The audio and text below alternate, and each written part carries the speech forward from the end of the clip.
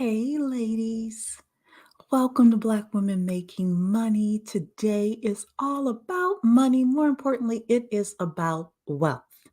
I came across the 2023 Wealth Report. We're going to review it tonight. We're going to have some fun this evening.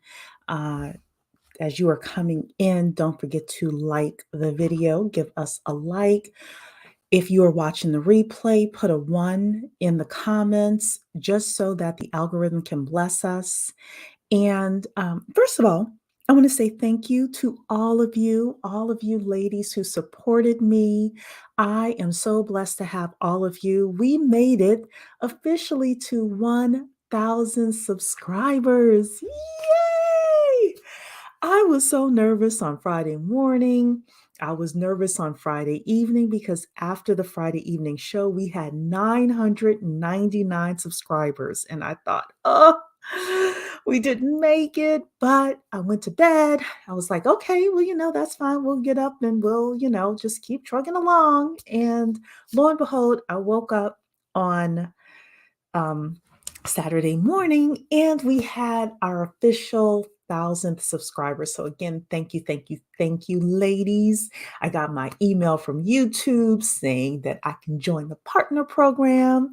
So I am grateful to all of you. I could not have done it without you. So Just Act Shar is in the building saying hit the like button on the way in. Thank you so much. And Rana, good evening, my dear. Selfish Love is saying hello. So hello to Selfish Love. Yes, girl, we did that. It's not just me. We did it. We did it. Great consistent content will always get you where you need to be. Thank you so much. Black Widow Row is in the building. All right, ladies.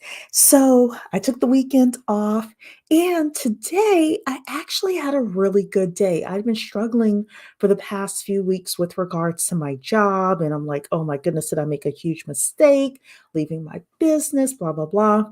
Um, Many of you have probably been there where you start second guessing a decision that you've made, but I was speaking with other people who are successful in the business that I'm in or in a similar type of business. And I said, you know what? These people are not smarter than I am. They're not smarter than I am, Cherie. And I'm saying this to all of you because some of you may be in this spot right now where you're just like, why is this not working for me? Why am I not getting it? What am I doing wrong? I'm here to tell you to stick with it because I just said, you know what? These individuals are not smarter than I am. They figured it out. There's so much opportunity out here. If they figured it out, I can figure it out too. So, what did I do?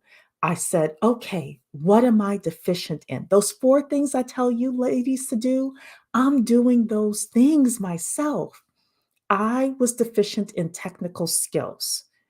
And I know it. So when I tell you, ladies, get your technical skills together, your soft skills, your multicultural networks, and your resources together through financial literacy, I'm saying that for me as well as for you. I knew over the past couple of weeks, especially that I was missing some part of my technical skills in being a professional saleswoman in this business. And I said, you know what?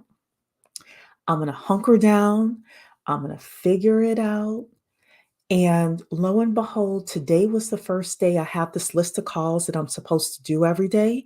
Today was the first day that I actually completed the list of calls. Now, y'all, I completed the list of calls about 30 minutes ago, but your girl did it. And, I'm so excited. So I'm just saying to all of you, this is not about me. This is me just relaying a message to you that if you are having trouble with a technical skill, if there are other people that are doing that technical skill well, they're no smarter than you are.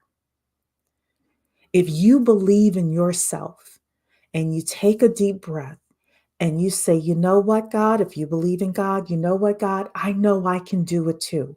What am I missing? God said, well, Cherie, just Google how other people are doing it. So I started Googling and I'm like, I'm not finding the answer I'm looking for. And this morning in a meeting, I don't know how it came up, but God worked through that conversation and it landed me to saying, because it fit in with the conversation, I'm struggling with this aspect. And of course, I got the generic responses from my team. And I said, that's not my problem, though. I get what you're saying generically. I'm struggling with this specific piece of it. And because of that, they were able to give me the way they do things. And it started clicking for me today. So I want you to know that there's hope. I want you to know that there's hope. If you are struggling with your technical skills, there's hope. If you think you're not a math person, but you really want to do tech, there's hope. If you stick with it a little bit longer, these people are not smarter than you are. I know I'm going off a little bit now, but just hear me. They're not smarter than you are. You can get the math. You can get the Python. You can get the, I don't know, whatever it is in nursing that you need to get. Selfish love is in accounting. You can get the tax code that you need to get. You can do it. Do not quit too soon. Do not quit too soon. If there are other people that you're looking at in your industry, in your level up, and you know they are not smarter than you are, don't give up. Don't give up. I have a longer way to go in my path, but today was the breakthrough that I needed. And I just wanted to share it with you. Black Widow Rowe was saying my content has helped her so much. I'm grateful for it. That is the reason why I do it, because I want to be a blessing to other people. And by being a blessing, hopefully to all of you, that bounces back on me as well. So Beulah saying good evening. Black Widow Rowe is saying, yup, on the job search and I'm struggling too. I am second guessing even looking. And you're saying you needed this talk. Good. I'm glad. I don't think anything happens by mistake because y'all know I usually don't come in on Monday, but I really want to talk about this wealth report. And I'm like, yeah, let's just put it on a Monday. And evidently it was because you needed this word. So you're saying here, Cherie, I literally said this morning, what was Cherie do? Oh my goodness. When I was faced with some challenges this weekend. Oh my goodness. Or, you want to think 10 times ahead of Cherie, hopefully. I'm glad you needed this word. You got this word. And listen to it over and over again if you need to. I want to get into grant writing, but I want to teach myself. You can absolutely do it. You know, Rose, that I've been a business plan writer for many years. I wrote grants, award-winning grants for people as well. So grant writing is very, very much needed. And the bar is not that high. So if you want, at some point, I don't know, maybe the next couple of weeks, I'll do a special live on grant writing and the things that I know. It's not going to be an in-depth thing. It's going to be a 101 thing. But you can definitely teach yourself. And the best way to teach yourself, Rose, is to write someone's grant.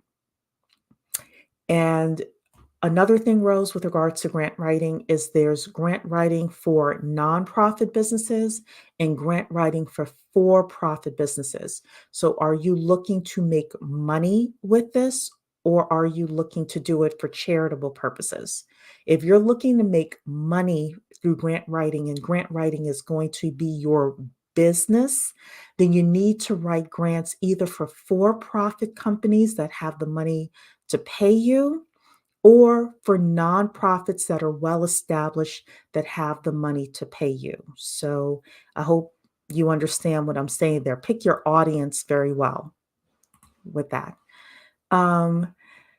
Rana, yeah, I thought last week I was dumb too. And I'm like, no, no, no way. No. So good. You're learning grant writing right now. Good for you, Black Widow Row. I'm trying to make that my side hustle. You can make a lot of money. I did well writing business plans. It just takes a lot of brain power. Um, and you're trying to make money. Yeah, pick the who is more important than the grants that you're writing themselves. Grant writers are in high demand. They absolutely are. Absolutely are. Okay, ladies, let's talk about the wealthy. So I don't know what I was doing. I was probably looking at one of the many blogs that I look at every day. And I came across this thing here. This is the USA Wealth Report for 2023. It is written by a company called Henley Global, and apparently they do it every year. So I read the first two pages and I said, you know what? I'm going to show this to the ladies and we're going to actually read it together as a group. So the first thing I am going to do, because I did kind of just skim through it, I'm going to go to the last page here because they have a glossary here of wealth tiers. So that way, when we're reading through this, we know exactly what we're reading. So there are three different wealth tiers that they have. The millionaires or high net worth individuals are individuals with the wealth of $1 million or more. Centimillionaires are individuals with $100 million in wealth or more, and billionaires are, of course, wealth of $1 billion or more. So we wanted to have that as a glossary as we're going through this. And I just think that there's some interesting, when I started reading it, I thought there were some pretty interesting things in here. So make this a bit smaller so I can see. So this is Henley Partners. This is page 1, and they have their content. Uh, we call it table of contents there. All right, here's the introduction here. The USA Wealth Report is published by Henley Partners, the global leader in residence and citizenship by investment, in partnership with wealth intelligence firm New World Wealth. The report provides a comprehensive overview of the private wealth sector in the United States, including trends among high net worth individuals, city wealth trends, private wealth migration, and investment migration insights, and a full review of the key drivers of wealth. So, one of the first things you may be asking is, Cherie, why are we talking about this outside of we're Black women making money and we're trying to build wealth for ourselves? Because usually I just, I'm trying to get you ladies into like the upper middle class, right? But we've had our conversations about people like Scott Adams. And remember, Scott Adams is an avatar, not him specifically. But people like Scott Adams are saying what? They're going to start working with us on an individual basis. They will mentor us on an individual basis. They will give us jobs on an individual basis. And guess who has the ability to give us those jobs or do business with us? It is the wealthy. So by reading what's happening in here, we get a better sense of who they are, where they're networking, what they're doing with their money. Because when we're looking at the recession right now, when we're looking at who's going to be spending money over the next couple of years as this recession does its thing, um, the wealthy are going to be spending a lot of money because their basic needs, their housing and things like that, take a lot less money of like their overall fortune and income than, a regular middle class person like you and I. So that's the reason why we are studying this. So Selfish Love is saying, please do a video on what all you read, please. Oh, yeah, sure. Okay. And hey, Tiff. Hello. Hello, Tiff. Okay, so let's continue reading here. Born in the USA, the millionaire migration of a nation of immigrants. The tide is turning in the United States, a country largely built on the energy of disparate groups of immigrants whose descendants created the largest wealth market in the world. But today, wealthy Americans are seeking new pastures abroad at an unprecedented rate. So, if you all are in my community tab, I posted something probably a week or so ago saying that there are a lot of US billionaires and centimillionaires, super wealthy people who are getting their passports for Malta. They're calling it the Golden Passport. So, this is one of the things that's happening now. You have people who want US passports, but they want to be dual citizens with other countries, right? So, migrants have been flocking to the US for centuries in search of their American dream of living and working in a free, democratic, and safe country. But change is in the air. Looking back at America's history, the nation benefited greatly from an influx of migrants in its founding years. Their arduous work, entrepreneurship, and ingenuity laid some of the building blocks of the world's wealthiest and most influential country. Many immigrants put down roots, established businesses, and raised families that today make up a significant part of America's top tier of society. This is important, ladies. Today, the United States accounts for 32% of total global wealth and 36% of the world's millionaires. The total private wealth held in the country currently amounts to $65 trillion dollars compared to its nearest rival, which is China, which has $21.7 trillion. Dollars. Okay, so the United States is still the wealthiest nation that's out there. So last week we talked about, I guess I should make this a little bit bigger for you ladies as well. I'm sorry about that. Last week we talked about Jerome Powell. We talked about Silicon Valley Bank. We talked about the fact that I said that capitalism will always protect itself, that they were not going to let that bank fail. They're not going to, in my opinion, let the supermajority of banks fail. Why is this? Because America right now has two major things that they have to hold on to remain a superpower. Number one is our military. Number one is our military, which is why they spend so much money on the military.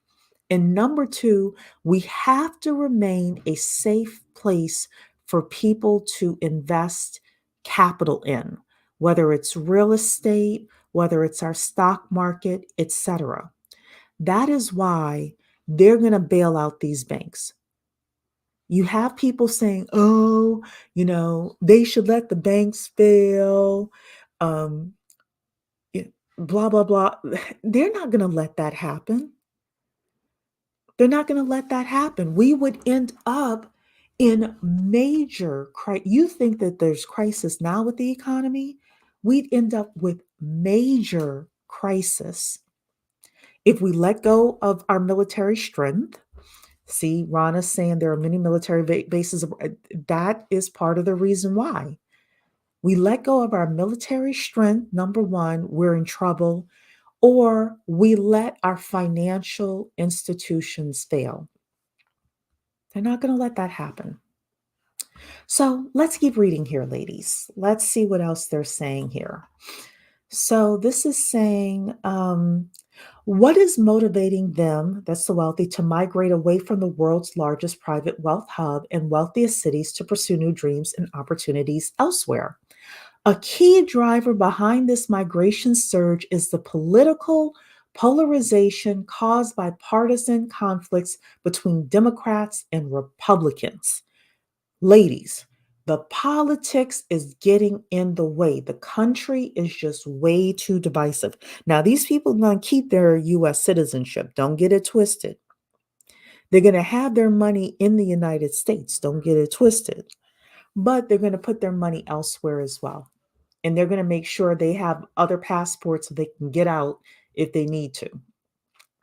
So we can do the same thing, ladies. We can get our money up, and we can have golden passports too if we want to. Added to that, over the past decade, other societal issues have bubbled to the surface, including the widening wealth divide and mounting pressure to increase taxes on the rich, as well as rising crime rates. The crime, we've talked about this on the channel, it's spilling over into other communities. Okay. As well as rising crime rates and the polemical debate about gun control laws. Gender inequality and endemic racial discrimination issues have also taken center stage and fueled movements such as Me Too and Black Lives Matter. Financial markets have suffered greatly as a result of the pandemic, unprecedented inflation, and the ongoing war in the Ukraine that has impacted supply chains and energy prices. As a result, Americans are currently experiencing their own bleak winter of discontent. This sense of disillusionment is leading many to pursue domicile diversification. Domicile diversification just means they want to have multiple passports so they can live in multiple places around the world. Okay, so they're pursuing domicile diversification strategies that broaden their investment opportunities and safeguard their capital and interest. The most sought after investment migration options they are considering in Europe are the Portugal Golden Residence Permit Program, which has received the highest number of applications by U.S. citizens at Henley Partners, followed by Malta's granting of citizenship for exceptional services, which allows for the granting of citizenship by a certificate of naturalization to foreign individuals and their families who contribute to the country's economic development. All of my ladies who want a rich man, if you are looking for a rich man, you know your vacation destinations. Not Mexico, not Mexico, Portugal, and Malta. That's where you're looking to go. Um, it's saying here other programs that are gaining traction among American investors include the Spain Residence by Investment Program, the St. Kitts and Nevis Citizenship by Investment Program, the Greece Golden Visa Program, and the Italy Residence by Investment Program. Okay. Yet, regardless of the evident and increasing outflow of wealthy Americans abroad, it is unlikely that the USA, which is a tech and financial powerhouse, will ever entirely lose its luster as a coveted jurisdiction for entrepreneurs and investors from across the world. And the United States is investing heavily to make sure that we remain that. That's where all the bailouts are coming from. The problem with the bailouts is that you have you have C-suite people who are not doing their job, meaning not looking at the books responsibly, or they're looking at the books and saying, this ship is going down. Let me sell my shares now while they're at a high. Let me get my bonus now while the going is good.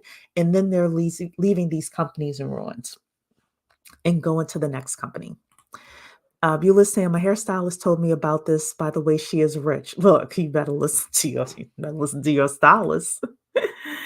You're saying, period. Yeah, get you a rich man. You know where to go. You can buy your citizenship in St. Kitts. Yeah, you can buy your citizenship in any of these countries. So start looking now, ladies. If some of these places, like in America, you can, well, not you, because you're already Americans, I believe, but other people can buy US citizenship and residency for $500,000 to $1 million. The EB-5 program is what it's called, if you want to know. So, and $500,000 ain't a lot of money in the grand scheme of things. So, I don't know what these other countries are asking for, but it may not be that much money, ladies. Um, Net migration is calculated as the difference between, okay, we don't need to know that. Uh, Henley Partners received the most inquiries from U.S. citizens on record in 2022, a 447% increase from 2019, when, for the first time, Americans ranked highest of all nationalities. This growing demand from Americans for mobility and risk mitigation solutions is in line with the forecast surge in global millionaire migration that we anticipate over the next 12 months. It is projected that 2023 will be a record breaking year with 125,000 millionaires migrating internationally, practically doubling in number the 64,000 high net worth individuals who migrated in 2015. So, ladies, we're just looking at the trends here. That's it. Uh, so, we don't need to read that last paragraph there. So, let's see here what is happening. For our purposes, wealth refers to an individual's net investable assets, namely all their investable assets, including property, cash, and listed company holdings, less any liabilities. So, as of December 2022, there was $65 trillion in total wealth held in the United States, which is the largest wealth market in the world. And there were the average wealth of an individual living in the United States was $198,000.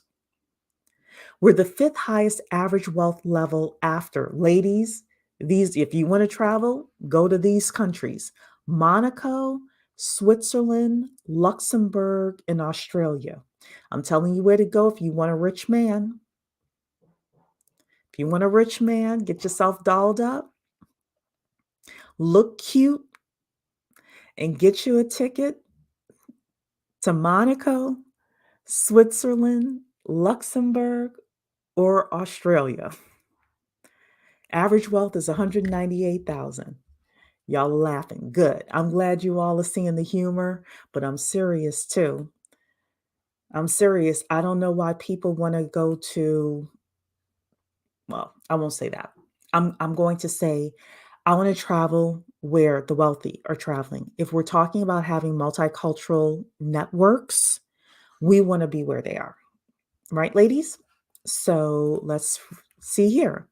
There are 5.3 million high net worth individuals living in the United States, each with wealth over a million or more. Ladies, 5.3 million individuals, that's a lot of people. There are 9,630 people who have wealth over 100 million or more.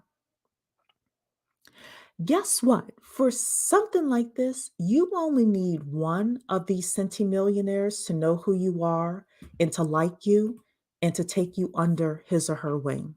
You only need one for doors to open for you. There are 770 billionaires. You if you can befriend a billionaire, that's fine, but you really don't need to.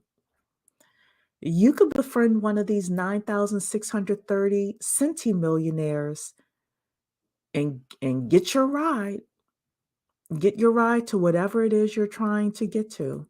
Hey, Emma, good to see you. Flowing Waters in the building. Hey, Shireen, congratulations. Thank you so much.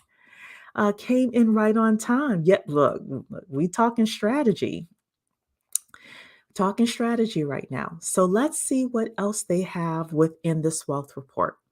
The big five wealthiest cities in the United States are, I'm just going to come over here, New York City, no surprise there. The Bay Area, a lot of companies are leaving the Bay Area and going to Texas. So, Los Angeles, people are having issues with in Los Angeles. So, we'll see where that city stays.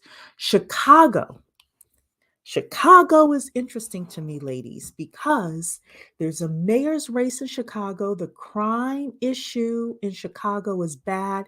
It's spilling over. Remember, I told you capitalism always takes care of itself. If Chicago is on the list of one of the top 5 cities of wealth, I know Chicago is very segregated, but if it is, then Chicago is going to be the place to watch. And number 5 is Houston. Houston, Texas. So for all of my Houston people, there you go. You got a lot of rich men there. Rich people, I should say, not just rich men.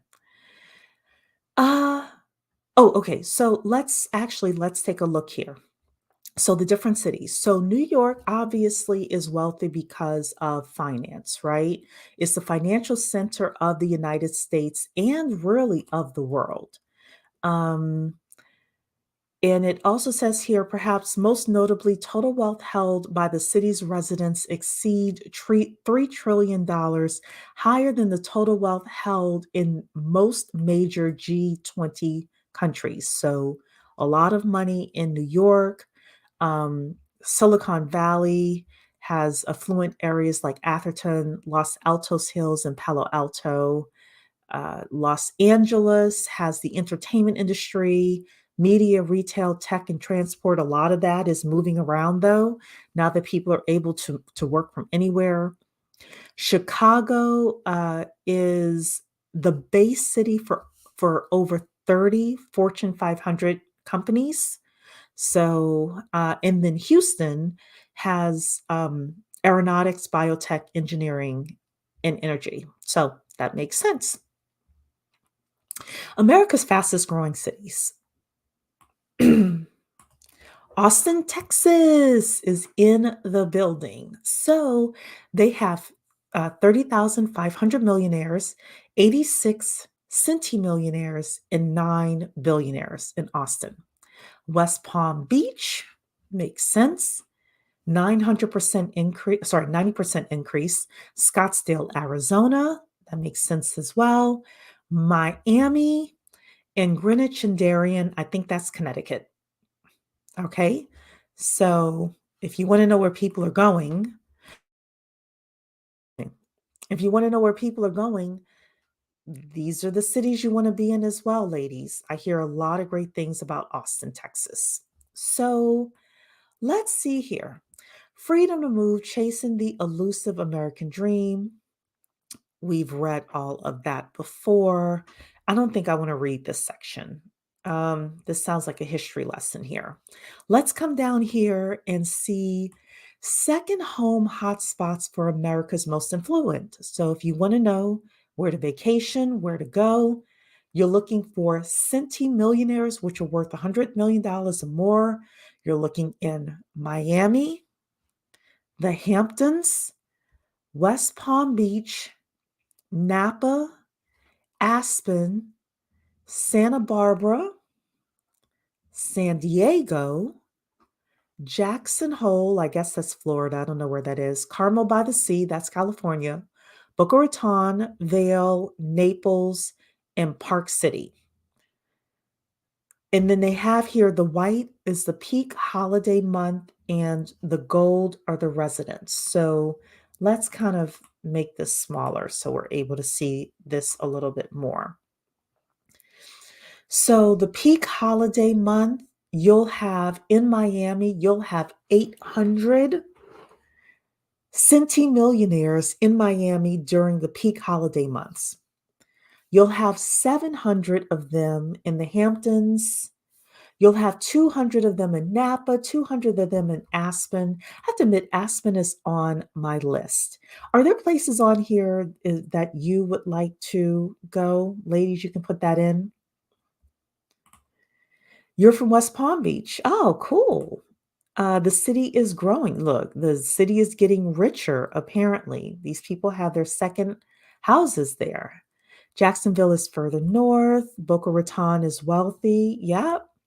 People with money go running to Florida. They're running to Florida. These are second homes, Denise. They're running to Florida. Primary homes, they're running to Austin, Texas. Let's just go back up here. Primary homes for the fastest growing cities: Austin, West Palm Beach, Scottsdale, Miami, and Greenwich and Darien. I think that's Greenwich, Connecticut. So, yeah, they're going to Texas, they're going to Arizona. Okay, let's see what else they have here. Ups and downs, the US luxury real estate roller coaster with Rising interest rates, a fluctuating stock market, crashing cryptocurrencies, mass tech layoffs, a looming recession, and remote work entrenched the 2023 outlook for prime residential real estate in the USA is precarious and unpredictable. So they're saying here there is significant instability in the US luxury real estate market, which has seen record highs and dips, particularly in California, New York, and Miami. After a 2 year growth period when affluent Americans flocked to purchase premium properties, let me make this bigger for you ladies, sorry.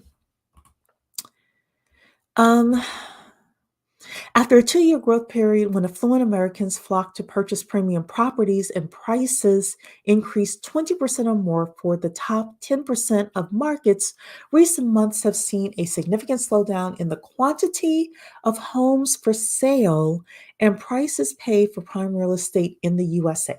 So, you all know that I work for a real estate company. I manage one of the divisions of this real estate, I guess you call it a conglomerate. One of the things that comes up in our meetings is that a lot of people don't want to sell their homes because they bought their homes when the rates were 2 and 3%. And it's a lot for them to shift over to say, I'm going to give up this super cheap rate of 2 to 3% to go into something that is 5 to 6%. So that's a lot of what's happening there. You're saying Scottsdale has money, money. Y'all, look, you all know now where to go and get your vacation on, right? Um, I was just at a resort there and it was amazing. I definitely want to go to Scottsdale. I learned of Scottsdale from Waiting to Exhale. Yeah. Yeah, so I remember Waiting to Exhale as well. Yes, rest in peace to Whitney. I got just a technical writing job in Palm Beach. Let me find out where the centimillionaires are. Good for you, India. First of all, congratulations on getting that technical writing job.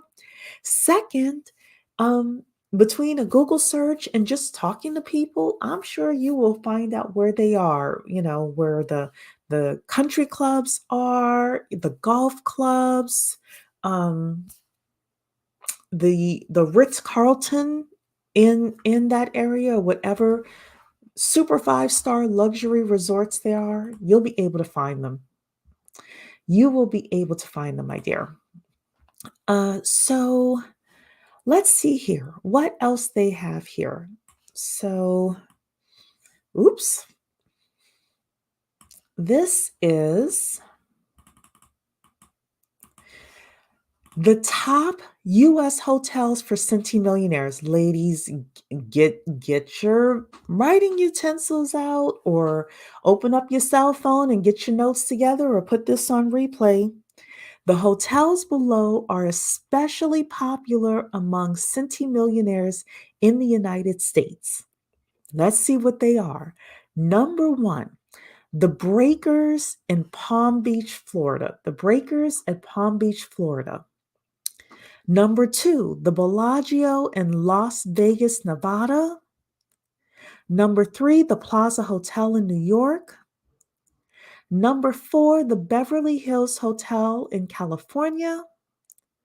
Number 5, the Fisher Island Club in Miami Beach, Florida. Number 6, Disney's Grand Floridian Resort and Spa in Florida. Number 7, El Encanto,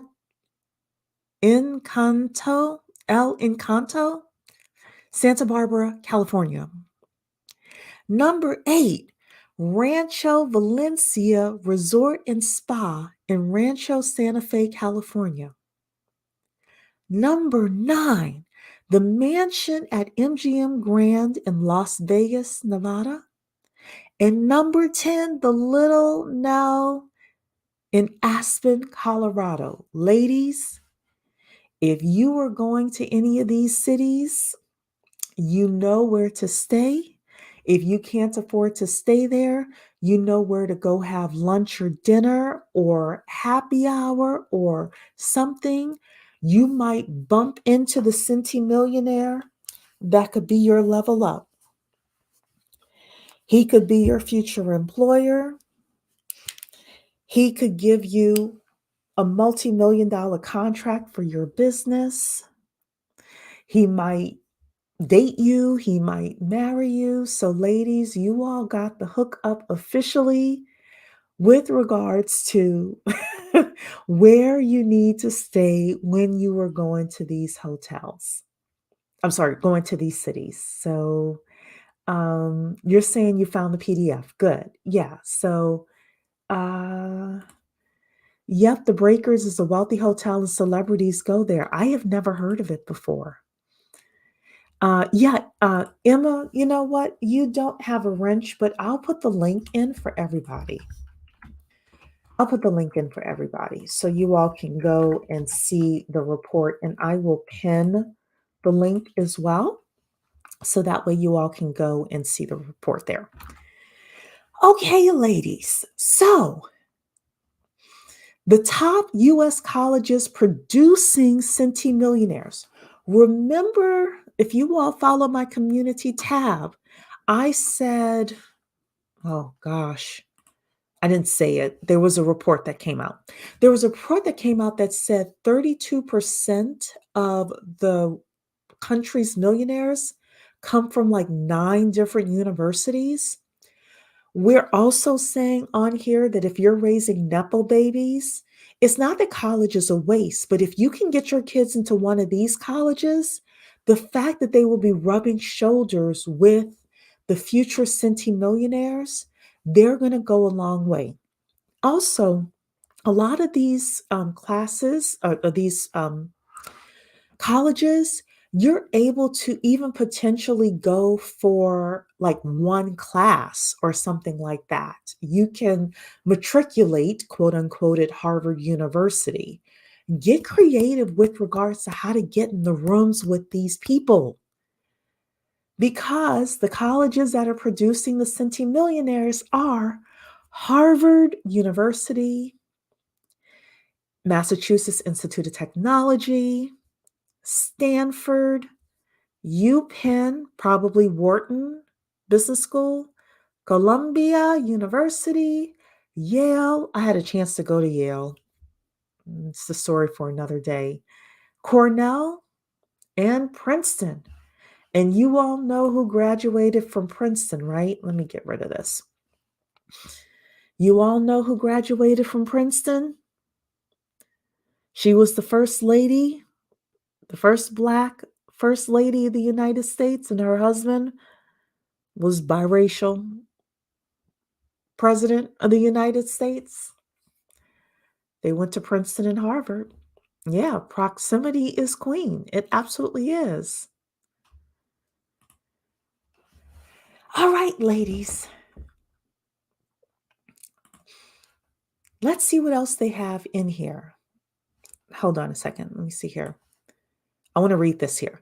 There are currently 9,630 centimillionaires living in the United States. The chart above, okay, that doesn't say much of anything. Okay. Made in America, educating tomorrow's centimillionaires. Here's what this guy says. Access to top tier education is a premise of the world's wealthiest, who maximize their children's prospects to build greater intergenerational success and affluence. But which American schools do they go to and how are they making their fortunes? So we read what schools they're going to. This is saying here for decades, wealthy individuals around the world, make this a bit bigger. Come over here. And the fact that they have a Black girl there, did you all see that in the education? Put a 1 in the chat if you see this beautiful Black girl. The fact that they chose her for this is the kind of promotion, ladies, that we need. I didn't sleep on that when I saw this. I was like, yes. But I want to read this other paragraph here. For decades, Wealthy individuals around the world have avidly secured their progeny places in leading American universities, so much so that a considerable proportion of U.S. college enrollments are international students. These graduates often remain in the United States to launch their careers and even go on to head billion-dollar companies. Ladies, if you have wealthy immigrants enrolled in colleges with you or around you, and they're cool people, you want to have those individuals within your multicultural networks as well. Because these people they first of all come from wealth, typically, and then they get to stay in America, and then they typically are more entrepreneurial than other people, within the United States. So they're saying here, based on our research, the majority, which is 28% of centimillionaires in America work in the financial and professional services field, followed by tech, which is 14%. A sector which we anticipate will produce even more centimillionaires in the coming decades. So, ladies, if you are interested in hobnobbing and networking with successful people, you want to be at financial events or tech events. So even me, Cherie, even though I'm doing real estate, one of the things that I'm doing is I'm going to start going to tech events in order to find wealthy people to say, hey, why don't you come invest in this real estate? And you know, we'll give you either equity in the deal or interest. That's unimportant. You want to be in these rooms, even if you are not in the technology field. You could be an accountant, you could be something else. Go to a tech event. And I'm not talking about Afrotech. I don't have anything against Afrotech, but I'm saying go to a multicultural tech event. Save your coins, see where the centimillionaires are going to be. Those are the rooms you want to be in. Those are the shoulders you want to rub. Those are the LinkedIn connections you want to have. Those are the people you want to have breakfast, lunch, and dinner with. Because stuff invariably comes your way. Ronnie, you're right. We are the most educated women in the nation. Absolutely, absolutely the case. Rose is saying, but how are you going to pay for it? One of the tricks of this country is to rope you in never ending student loans. So you're not trying to, I'm not taking what you're saying is bad, Rose. So here's the thing. Two things. Number one is if we're talking about you just taking one class, then is saving up your money in order to do that, to take that one class, to say that you went there and you took a class at Harvard University. There may also be other events that you're able to go to on Harvard University's campus in order to just network with the people that are there.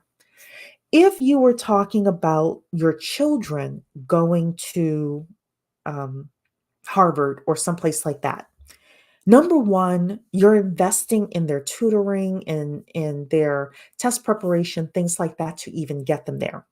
Number two, there's a woman whose name I want you to write down. Her name is Dr. Pamela Ellis. Dr. Pamela Ellis, Ellis. She is the woman who can help your sons or daughters get full ride scholarships to these universities.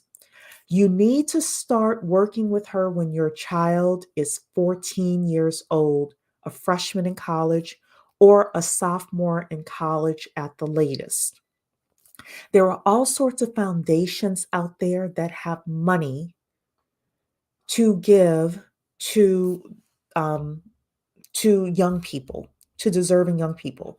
There are a lot of scholarships out there that people never apply for, but you got to start early. If you wait until 2 months before your kid's going to go to college, yeah, you're going to get roped up into student loans. So I'm glad you got it. Good. Yeah. Yeah. Dr. Pamela Ellis is where you want to be. Yes, save up. I pay for what I want no matter what. Yes, absolutely. Because the ROI on going to those events can be huge. Where can you find tech events? I Google a lot of tech events to see what the big ones are. Sometimes I'll look on LinkedIn as well and just see who's posting different tech events. Um, let's see. I get on a lot of newsletters as well, Rana. So I will put in different associations that are out there. And tech, of course, has like a lot of different arms to it. Um, it could be AI conferences, it could be crypto conferences, things like that. You can start up with you can start with Meetup and Eventbrite and places like that. And eventually, because you start going to conferences, people will start sending you more and more information for other conferences that are out there. And you work your way up. You work the way up the system. I'm laughing later for Afrotech. Yeah, I look, I don't have a problem with Afrotech, but I am suggesting to you ladies, multicultural, multicultural. Um, Chamber of Commerce is another great way to find. And when you join the Chamber of Commerce for the tech events, you want to join like we call it one of the smaller groups, and you'll get invited to a lot of stuff.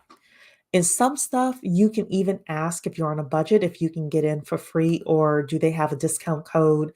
You'd be surprised who can let you in.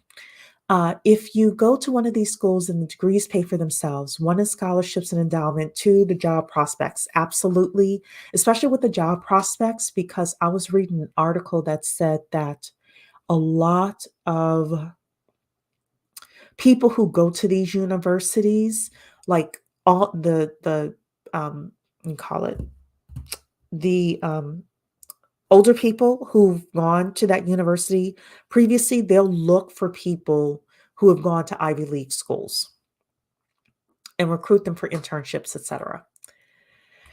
Where to find Pamela Ellis? Google her, or she's on LinkedIn. That's how I connected with her initially. She's a great woman. You'll love her. You're welcome. Thank you for giving us the game. You're welcome. I'll tell my mentee early high school. Yes, start now.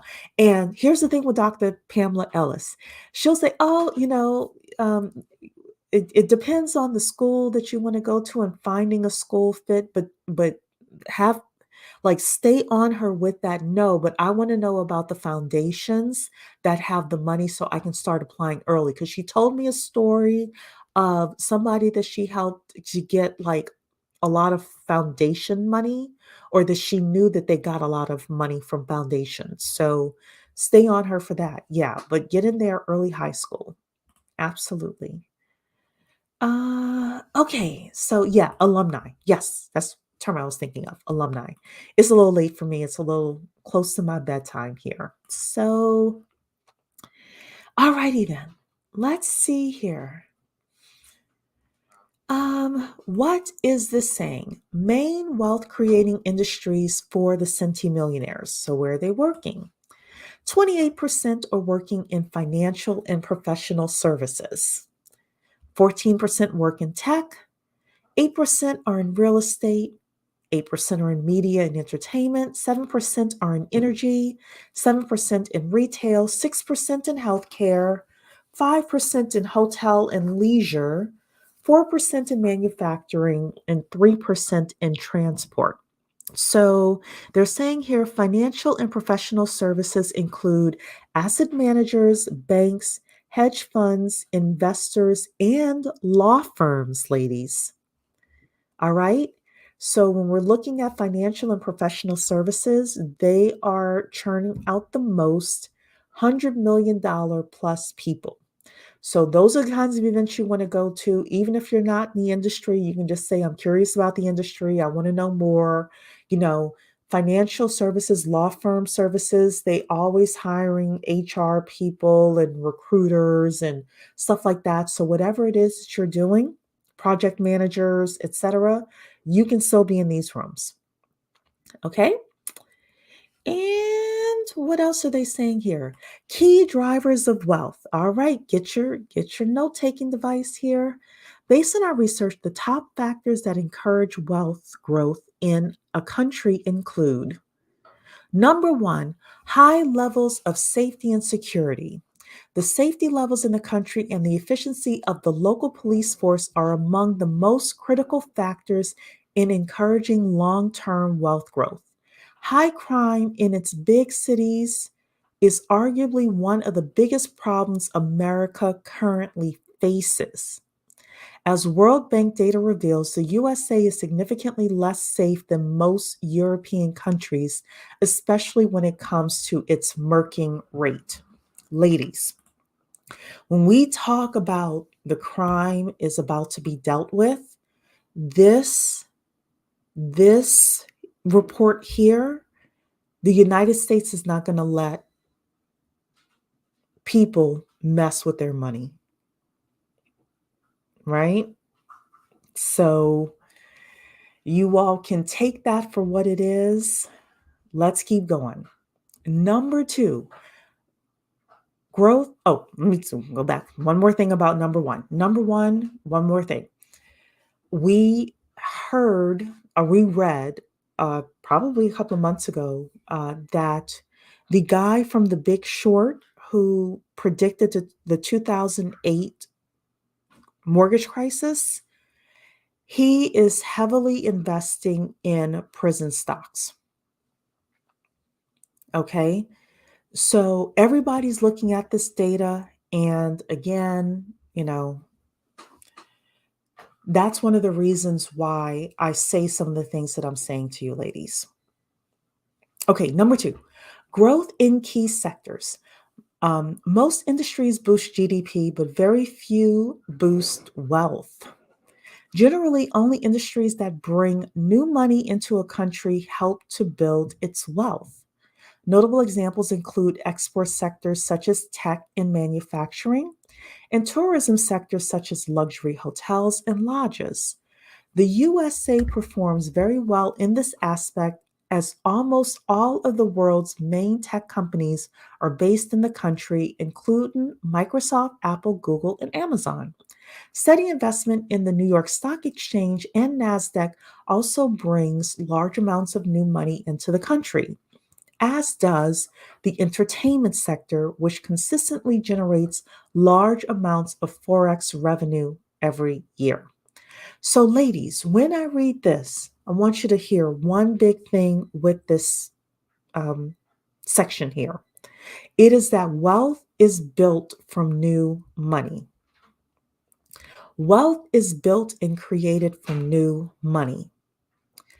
They're putting so much money into AI because wealth is created from new money, new technology coming in, new manufacturing. That's why they give so much money to the Chinese and the Japanese that want to come and build a plant in Alabama or in Wisconsin, because this is how wealth is built. So, what you want to do is you want to attach yourself to new money that's coming into the country or new things that are being built. And I'm not telling you to follow every fad.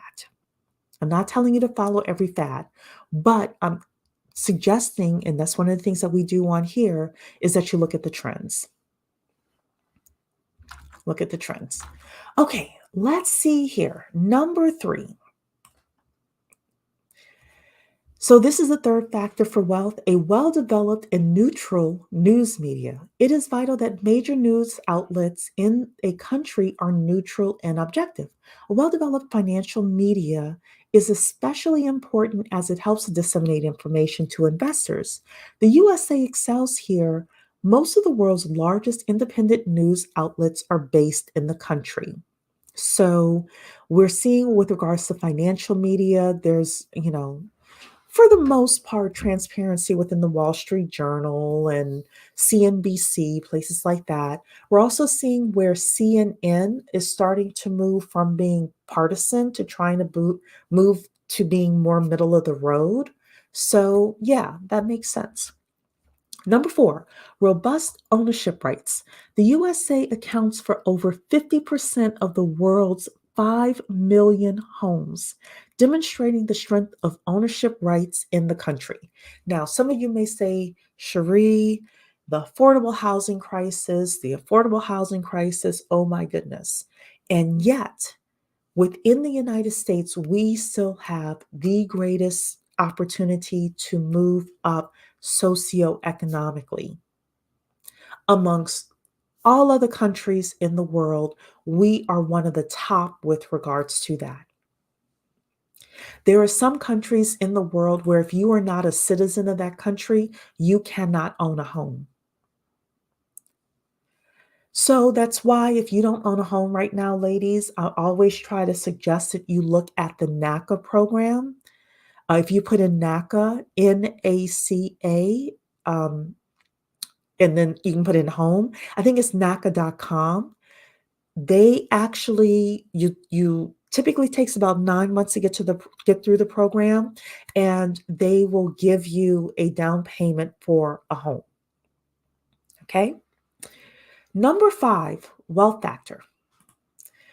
A highly developed banking system and stock market. The USA certainly delivers here. Its currency, the dollar, is the main store of wealth globally, and its major stock markets, New York Stock Exchange and NASDAQ, are the most heavily traded exchanges in the world.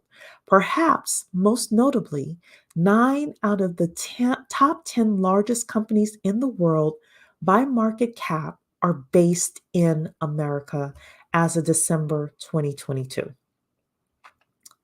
Number 6, tax rates.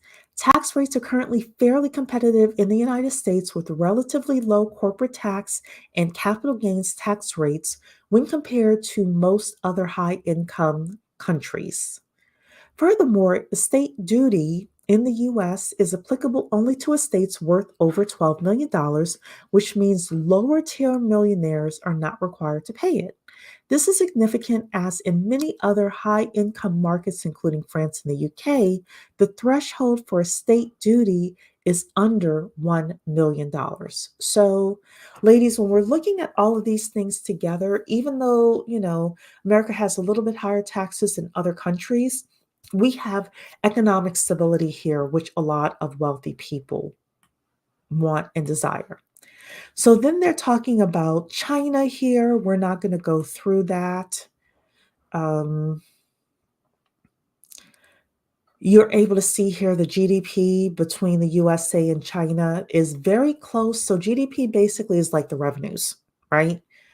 So we're very close with regards to the revenues, but our wealth, because we've been in the game for so long, and you can say it's also because of slavery. I would agree with you there, but we've been working on this for what, 300 years, whereas China pretty much just got in the game of wealth. Okay. And a wealth per capita, you're able to see there, able to see our number of millionaires and centennials. They are catching up with us, China, with regards to the number of millionaires and centennials and billionaires. But, on a per capita basis or per person basis in the United States, we still have more wealth. So let's see here. Keeping it in the family, U.S. family office trends. As wealth soars, so will the demand for family offices, especially in the United States, home to the world's largest population of centimillionaires and billionaires.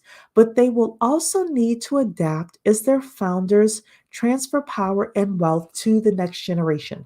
Ladies, we are going to do a whole session on $68 trillion that's about to be transferred in wealth and how we can get our unfair share. We want our unfair share. There are going to be businesses for sale. There are going to be There's going to be real estate for sale. There's going to be other assets for sale. And what's going to happen, let's say with businesses, what's going to happen is you will have somebody who's, let's just say, a millionaire. Let's say they're worth $5 million. Dad dies. He leaves the 2 children a business, and the children don't want the business. You know who I see in line to purchase these businesses? They are the most prepared people to purchase these businesses and have their wealth soar because they're in line to purchase these businesses are first and second generation immigrants to the United States. I wish it was us. I wish it were more Black people. I wish it were more Black women. I want to see that. We're going to do a whole session on this, but we are so far unprepared for the wealth transfer that's about to come. Tonight's topic, this sentence, this part right here, I want to see us get prepared for that. But what do we need to get prepared for that? The 4 things I'm always telling you, we need our technical skills, we need our soft skills, we need our multicultural networks, and we need our resources together. And the resources is really the last thing because the truth is, if you have a multicultural network, you may be able to buy these businesses with little to no money down. You may be able to get into these houses for little to no money down. If you have the networks, if you're working alongside these individuals and they like you. I was talking to my mother, and I don't have any children, as all of you know. And, I was like, oh, the house that we live in now is a nice house. But over time, when, I'm older, I want to move to a single level rancher. And they're very hard to find, especially in the area that I live in. So I was saying, I'm going to get my resources together, and I think I'm going to buy land and build on it. And my mother said, well, Cherie, we know XYZ individuals. They really like you. Uh, they don't have any children. They have a single level house. Why don't you go talk to them? Because maybe they will sell you their house upon their demise. I said, oh, that's interesting. I didn't think about that. But guess what I need to have in order to make that deal happen outside of them wanting to do it? I have to have a relationship with them. If we don't have relationships with these individuals, we're going to miss out on a lot of opportunity. You're saying, yes, we need to prepare. We absolutely need to prepare. Ron is first generation. You are in a good position. Keep that immigrant spirit and be hungry, because this is how your wealth is going to explode and soar. Kitty in the city is here saying, I was just looking into exit planning as a potential career. Exit planning, helping businesses prepare for sale. Look, that is going to be big business, Kitty. That's going to be big business. And I will say this, for the centimillionaires, you're able to do it. But they typically have like teams of people. But there are a lot of people who are worth $1 million to $10 million, and you could get in with them and help them with their exit planning, especially if their kids don't want the business. Take a look at it. You're saying I'm the business. Thank you. I need to be like her and read what she reads and stop wasting time on stupid YouTube topics. Look, Rose. You said it. You said it. I go and listen to a low vibrational video every once in a while. I probably spend 20% of my time listening to low vibrational stuff, right? Especially on the weekend. But yeah, like we need to be having these conversations. Otherwise, the reason why people think that Black people are going to be a permanent underclass is because we're not preparing for these things now. This train is coming. They keep saying that Americans are getting older, that we don't have enough young people to do these jobs and take these opportunities. And we're not preparing. The opportunity can feel so big that it's overwhelming, but we need to have the audacity. You are absolutely right. And chunking it down to demure, you probably didn't hear in the very beginning. I talked about the fact that I was having some issues with my job and some of the technical skills that I needed, but I saw that other people were doing it. And I was like, you know what? If they can do it, I can do it too. Let me do some more Google searching and YouTube searching. And I talked to my boss and I was able to break down where I was deficient. And all of a sudden today, day was a lot better with regards to my job. It's starting to click for me, right? So, yeah, whenever that opportunity feels big and overwhelming, getting under a mentor that's able to help us. Small business for sure. Yeah, absolutely. You must have the audacity. I did say low vibrational. I absolutely did. The train is down the road. We need to pack our bag. Pack immediately, Demure. Pack immediately. If you wait, it is going to be gone. It is going to be gone. All right, let's finish it up here. So they're talking about family offices here. Let's read this here because I saw patriarchs. So saying here, as the patriarchs and matriarchs of these legacy families strategize their exits, they should ensure that they have a robust succession plan to ensure the longevity of their businesses and family fortunes. Family offices will need to accommodate next gen leaders who have grown up experiencing the power of collaborative groups, whether online or in person, and adapt to their typically more conscientious approach to investing. As the great wealth transfer ensues, we can expect to see the face of family offices transforming into this new reality, especially in America, the world's largest wealth hub, by adopting a less siloed approach, working together as a community and sharing best practices. So, what they're basically saying is that they're going to be more collaborative with this, and that's a great opportunity for us as well. So they're talking about eco friendly investing, and then they have their research and methodology here. So they're saying here that New World Wealth tracks movements and spending habits of over 150,000 high net worth individuals in its in house database, with a special focus on individuals with over $10 million in investable assets. The database is focused on affluent individuals with the following work titles: founder, chairperson, president, CEO, and director. This data is used as a base in all New World wealth, country, and city modeling. So, ladies, that was the topic of the evening. That was the topic of the evening. Um, Emma's saying, so glad my daughter's collaborating with our family company. I'm glad as well. Grow that family business, grow it big enough.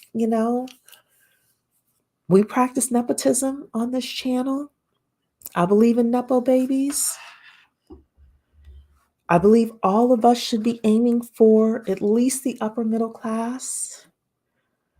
And I hope you enjoyed tonight's session. Again, when I read that, I read the first 2 pages, and I'm like, oh, yeah, let's talk about this. So, again, ladies, if you did not like the video, please give the video a like, give us a thumbs up. Thank you, thank you, thank you to all of you again for getting us to 1,000 subscribers. I cannot thank you enough.